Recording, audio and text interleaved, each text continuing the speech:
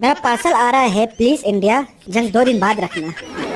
ताजमहल के दरवाजे पे चाय का स्टॉल मेरा होगा। और जंग में कपड़े घर वाले पहनने या इसके लिए कोई ड्रेस कोड है? भाई हम ओवरसीज कैसे एंजॉय करेंगे जंग को? या तो विंग है या तो लैंड है। भाई ट्रॉफी रहने दो, हमें कोई पानी दे दो यार। क्या जंग के दौरान सलमान खान लाहौर की निकाह वाली गली से गुजरेगा?